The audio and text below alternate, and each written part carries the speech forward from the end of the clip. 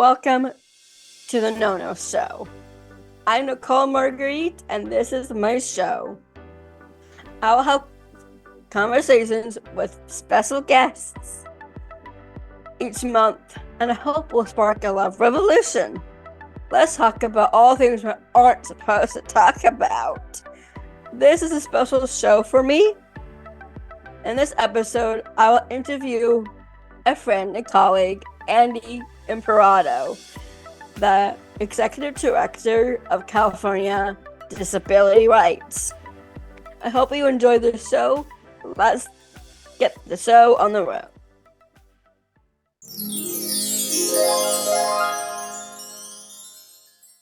So welcome everyone. This is the No Show, and I have Andy Imparato, a colleague of mine on the State Council on Developmental Disabilities, an amazing human being. So I'm excited for you to come onto the show and be here with us. Thanks so much, Nicole. It's great to be here. Thanks for having me. You're welcome. So I'll get into the first question and let's see how things go. Tuesday, February 20th is the last day to register to vote. What can you tell the voters why this primary presidential election in March is so important to the disability community? Yeah, thank you for that question, Nicole. So you're talking about the California primary and the deadline to register here in California. In California, we have a lot of important things on the ballot. And one thing, not just the presidential election, but one thing that some people don't realize is you can have a lot more impact in a primary oftentimes than in a general election because fewer people vote in the primary. So if you can turn out people who agree with you, you can really have an impact. Sometimes when less people are voting, if you have 50 more people show up on your side, it makes more of a difference. So in this primary election, it's not just the primary for President of the United States, but we also have the primary for the United States Senator who's going to replace Senator Feinstein, who had been in the Senate for a long time. And the way the California election rules work, the two candidates who get the most votes in the primary will then be on the ballot in the general election. So there's 4 leading candidates right now. The primary will narrow that down to 2. And it includes 3 Democrats and 1 Republican. The former baseball player, Steve Garvey, who played for the Dodgers, is the Republican. The Democrats include Adam Schiff and Katie Porter and Barbara Lee.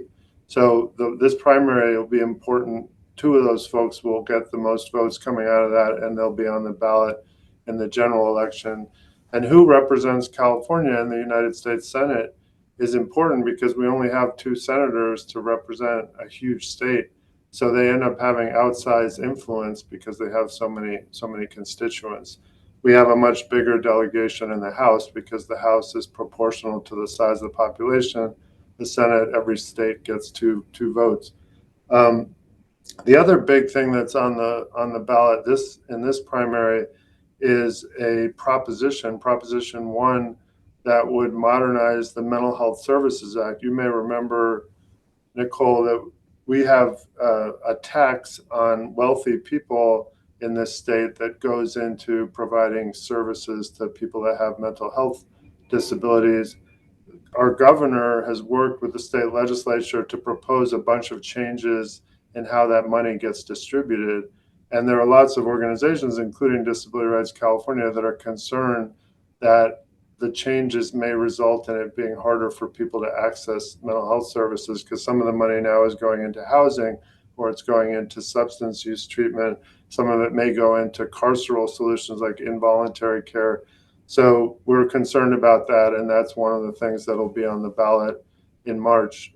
So the bottom line is it's good to vote in the primaries because your vote matters more because fewer people vote. And it's important to know the deadline for registration. So thank you for bringing up the February 20th deadline in California. The disability community in California is a huge community. We're, depending on how you define disability, we're a fifth of the population or a quarter of the population. So we're kind of the sleeping giant of the electorate. And if we all vote, and if we vote in primaries, we can have a huge impact, not just those of us with disabilities, but also our families. Thank you for that question and going in depth about it. It's good information to have out. Um, Tell us a little bit more about your past career in Washington, D.C. and how it shaped or influenced your current career and your goals. Yeah, thank you, Nicole. So I grew up in Southern California, went to law school in Northern California, and then started my career in Boston. And in 1993, I moved to Washington, D.C. to work for Senator Tom Harkin, who's from Iowa. At the time, he was the chair of the U.S. Senate Subcommittee on Disability Policy.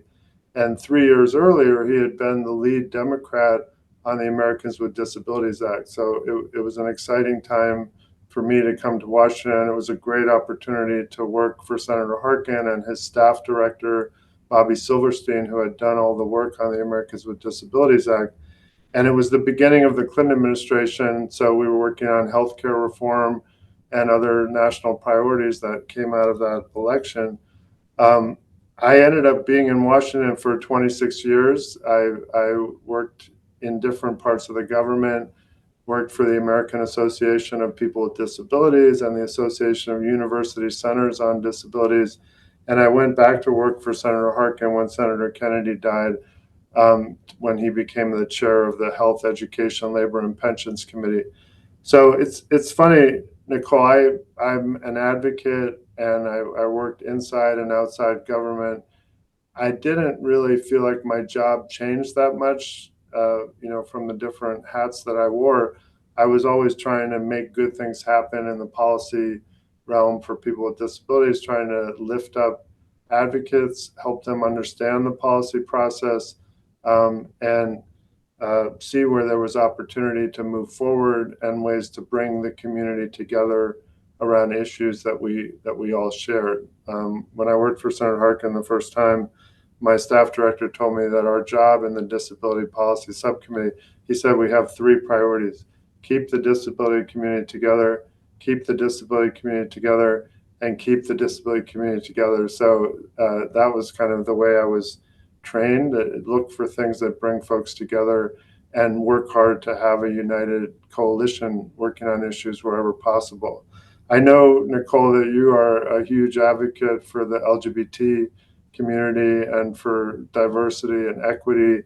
Um, One of the things that I did in Washington that I really enjoyed is I got to serve on the executive committee of the Leadership Conference on Civil Rights. And that was a broad coalition that brought together leaders from all the different major civil rights organizations. So for me, as the head of the American Association of People with Disabilities, it's a great chance to get to know those folks and work with them on issues like judicial nominations, education, healthcare, employment, lots of cross-cutting issues that affected all of our communities. So bottom line is, had a great experience in Washington, really blessed, and came back to California in part because my children were both out here when we moved out here. My wife and I moved out here, and in part because I felt like at this stage in my career, it'd be good to come back to my home state and try to help California be the best state in the country for people with disabilities. And that really is why I'm here. I want to help the state do better. I want to help the state understand what leadership looks like, what outcomes matter for people with disabilities, and help us, develop an agenda and implement an agenda to get better outcomes. Thank you. That's really good, informative information. So thank you so much. What inspired you to develop your career for advocating for human rights for people with disabilities and their families? Yeah, thanks for that. I studied Italian Renaissance culture in college, and I thought about doing art history. I kind of fell in love with the Renaissance, and I went to law school in part because I decided that I didn't want to be an academic. And while I was in law school, I was inspired by my classmates. I had a wonderful group of classmates who've gone on to do amazing things in the public sector. So I was inspired to do public interest law, do social justice work. And my first job out of law school was working for Cambridge and Somerville Legal Services in the Boston area, doing SSI advocacy. I was trying to help people navigate appeals to qualify for supplemental security income benefits, cash payments from the government to help them live in the community. And that was really my introduction to disability. And during my last semester of law school, I had my first serious episode of depression. I ended up getting diagnosed with bipolar disorder. So after I was working in legal services for about a year, I started to be more open about my own disability and link my own lived experience to the work that I was doing. It's interesting. I feel like I was given this new condition to navigate as I was starting my career. And then I was lucky that I was in an environment where there were other professionals with visible and non-visible disabilities who encouraged me to be out and open with my disability. So I developed some disability pride and disability identity while I was in Boston. And then I brought that with me to Washington, D.C. But I really do feel, I think you probably feel similarly, Nicole, but I feel like I'm doing the work that I was put on the planet to do, that there's nothing that I would more like to do than what I do for a living. That's amazing. Thank you, Andy. So mental health, we were talking about that a little bit. So mental health has a stigma attached to it, especially in the workplace. But we all know that depression and other mental health issues affects everyone at some point or another in anyone's lives. Mental health is an important topic to me. I suffer from anxiety myself. I think it should be a normal part of our conversations.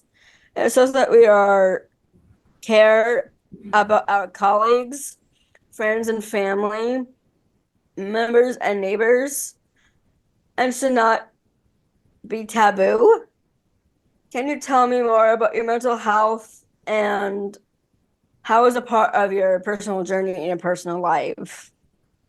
Yeah, thank you so much for that question, Nicole, and thank you for sharing your own experience with anxiety.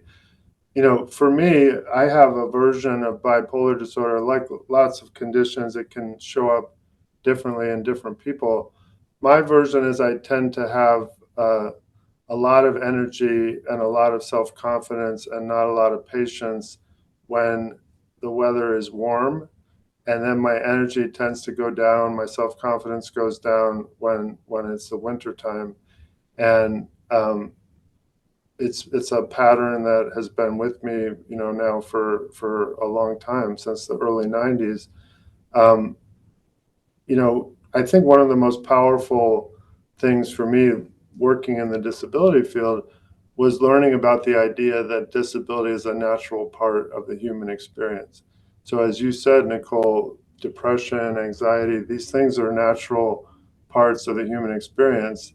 And I think it's important that we make room in our families, in our communities, in our workplaces, places of worship, wherever people come together. We make room for people to experience these things and understand that these things are natural and that recovering from these things requires more than just clinical care. I think sometimes people think that a mental illness is about getting the right diagnosis and getting the right treatment.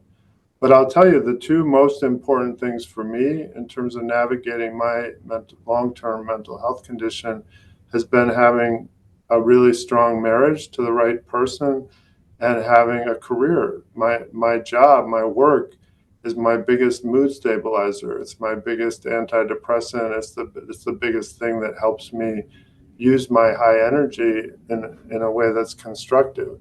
So it makes me sad that so many people who have long-term mental health conditions don't feel comfortable talking about them at work, don't feel comfortable talking about them in other settings. And I feel like if we really want to remove the stigma that you talked about at the beginning of your question, we need more people talking about their experience, including people who are doing amazing things in the world. You know, a lot of times people think, well, if you talk about having bipolar disorder, people have said to me, you might not get the job that you're applying for. You might not get the big thing that you're trying to do. But my feeling is we as people with disabilities need to learn how to talk about our lived experience where it's a positive differentiator. It can help us get the job. And if we don't get the job after we talk about our disability, it may be that that job wasn't the right job for us. So an interview is a two-way process. And if somebody doesn't want to hire me because of a diagnosis and is going to overlook everything else that I've accomplished in my career, then that's probably not a work environment where I'm going to thrive. So to me, there's a lot of value of being out and open. And I think if we really want to change attitudes, we need more people to be out and open with their condition at work. One of my friends who was a commissioner at the Equal Employment Opportunity Commission, she said the biggest way to change attitudes about people with disabilities is when you work alongside someone with a disability and you see what they can accomplish in a work environment. That is the biggest game changer in terms of getting people to see us as human beings and not as somehow outliers or others. So I appreciate your question, Nicole. I mean, from your vantage point, what has helped you be out and open with your anxiety? I'm just accept it and acknowledge it. I would say that for me, anxiety and just having it is just natural for anybody to have. Anybody has anxiety, depending on their circumstances in their own lives. For me, the main issue for me is injustice and people that are not allowing us to be our full selves, especially with love. And so yeah, it for me it started back in I think when everything before the pandemic it started. A little bit it started around that time for me. But I'm doing good. I have medications that I am taking. Um, but I try not to take it and go through my anxiety. And it's okay. I feel like mental health and anxiety and depression and bipolar is a huge deal. And just not just bringing awareness, but knowing that it's real, it's authentic, it's okay to go through it, it's part of human nature to embrace it and feel safe knowing that we're alive and well and thriving and we have a home to live in and food. And I would love to have the stigma go away and the stereotypes to go away. And it's time to do so and have hard conversations about it the way I'm doing with you right now and getting that going and knowing that every single person on this planet has some kind of mental health and everyone goes through it no matter what. Yeah, I think that that's right. And I think, Yeah. Nicole, you're an example of somebody who makes yourself vulnerable and it's part of your authenticity. This is your authentic self. I one of my favorite things in Baltimore, I lived there for 26 years, which is the longest I've lived anywhere. So I'm excited about the Baltimore Ravens having a good football season. But we went to a church in Baltimore, my wife and I, that we very much felt strong connections to. It was kind of our community. And our pastor at the church, the head pastor, gave a sermon about having anxiety. And he talked about kind of how it affected him. And this pastor was an extraordinarily talented preacher, wonderful leader, very, to this day, very good friend of mine. And I was so happy that he felt it was important to talk about his anxiety openly in front of the whole congregation. And I just feel like if we had more leaders that did that, then the stigma would go down, and it opens an opportunity for other people to talk about it. I really appreciate your thoughts about mental health and having a big conversation about it because we need to have these big conversations about mental health. And it's important that we take our time about this topic and letting people know out there that it's okay and it's okay and it's not just therapy and treatment. There's other ways to overcome mental health and like not have it make sure we have a more conversation and own it and enjoying the process of having a mental health. So I'm gonna have a little bit of fun with you now, and do some rapid fire questions. So let's have some fun a little bit. How do you think about that? Sounds good. If you aren't doing the career you have now, what other career would you be doing? I love food. So if I wasn't doing what I'm doing now, I would do something connected to food. I don't know if it would be farming or having a restaurant or, having an export import business, but I love good ingredients. I love experiencing different food. I feel like the two reasons to travel, and I love traveling, are the people and the food. So doing something where I could experience food and connect with people would be fun for me, whether it was disability related or not. But I would probably figure out a way to link disability. That's cool. What advice, what is the best advice someone has given you? My brother, who also has bipolar disorder, he encouraged me early in my experience to view the depression as a time to kind of not start a bunch of new things, but try to keep things moving and then wait till I have the high energy to start new things. And he also encouraged me to not waste my high energy on things that didn't matter, but try to focus the energy on things that mattered. And that advice has stood me well, as I've navigated my ups and downs. That's amazing. Um, who has influenced you in your life? A big influence for me was Justin Dart. Justin was an important disability leader who used a wheelchair, was on the stage with President Bush when he signed the Americans with Disabilities Act. Justin also had depression that he was open about. But the big influence that he had on me is Cornell West says in order to lead people, you have to love people. And of all the leaders that I've worked with, Justin was the one who lived that most consistently. Every time you had a phone conversation with Justin, at the end of it, he said, I love you. Every time he gave a speech to any audience, he told them he loved them at the end of the speech, and he meant it. Justin had the capacity to love people. He saw value in all people. So that's a hard standard to live up to, but I'm definitely inspired by that, and I think it's important for leaders to find a way to love all the people that are working with them.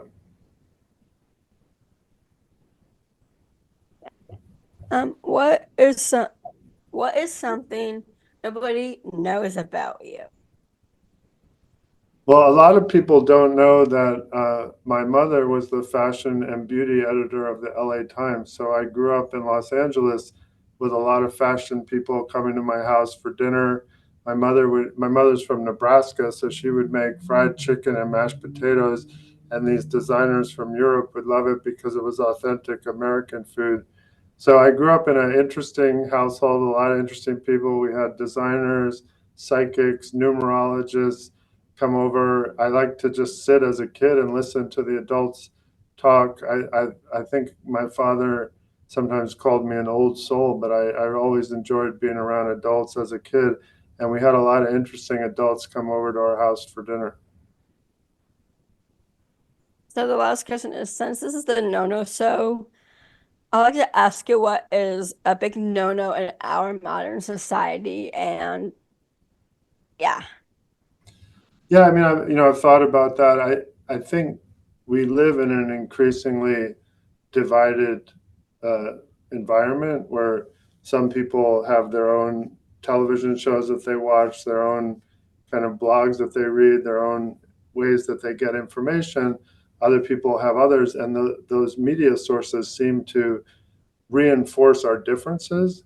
So I think one of the no-nos is actually talking to somebody that doesn't agree with you. I had an opportunity to ride on a plane last year with a Trump supporter, and I'm not a Trump supporter, and some would say, "Oh, don't talk to the Trump supporter because you're just going to end up fighting." But we had a really deep, interesting conversation, and I learned a lot. I think she learned a lot. She was very religious, and she had never met somebody who was very religious and was also liberal. So I think it was kind of an eye opener for both of us. And I feel like our country needs to heal, and we need to come together, and we need to be brave enough to talk to people who don't agree with us, and really try to figure out what gives them their worldview, and are there things that we do agree on. And if you talk to somebody long enough, I think you will find places of commonality and human connection.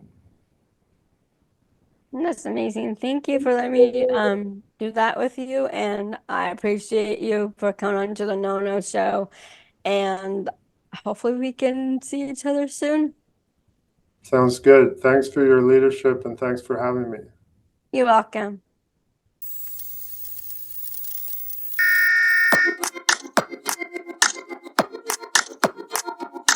Will and Harper is a documentary produced by Will Farrell that portrays friendship and gender transition in America. The documentary is about a road trip Will takes with his best friend, Harper Steele, who is going through transition as a transgender woman. I was really excited to see this film get so much positive attention at the Sundance Film Festival. Having someone as well known and liked as Will Farrell create a film about accepting transgender people is super powerful. Will is a role model to so many people around the world at a time when there is so much discrimination and bias against the transgender community. I hope this film will change people's perceptions by showing compassion, understanding, and acceptance for people who transition from one gender to another. Perhaps Will can influence others to do the same. I can't wait until this film airs on Netflix. Here is a clip from an interview with Will and Harper at Sundance. To watch this full interview, visit the YouTube channel for Variety. Thank you.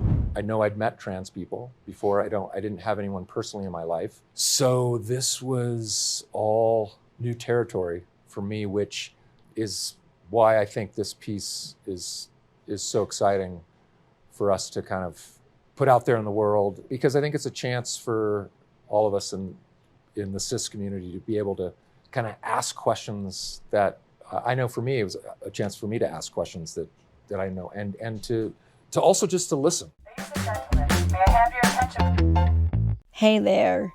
We need your help to stand up concerning the recent debates on transgender rights in Kentucky and Ohio. These debates highlight the urgent need for everyone to join the conversation and advocate for fairness, equality, and the protection of transgender individuals, especially the youth. We can make a difference. It's time to talk about why it's important to treat everyone fairly. Share what you know on social media. Write notes to newspapers and talk to people around you. Help everyone understand that everyone should have a fair chance, whether they're playing sports or making important health choices. There are groups that work hard to make sure everyone is treated the same. You can help by joining these groups or giving them your support. Together, we can make sure transgender friends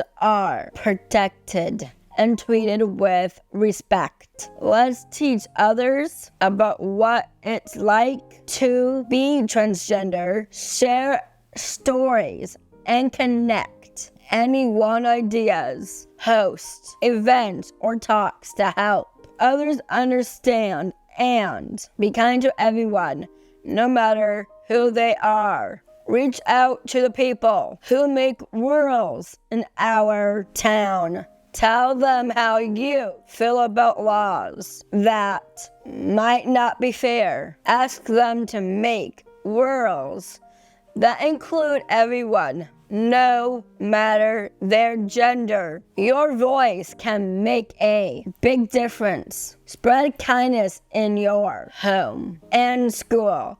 Talk about how important it is to treat everyone with respect. Support activities in school that make everyone feel safe and included. Stay curious and learn more about transgender rights and the LGBTQ issues. Share what you learn with others to help them understand better. The more you know, the more we can make the world a fair and happy place for everyone. Remember, your actions matter, and together we can create a world where everyone is treated with kindness and fairness. Let's make a positive change. Thank you.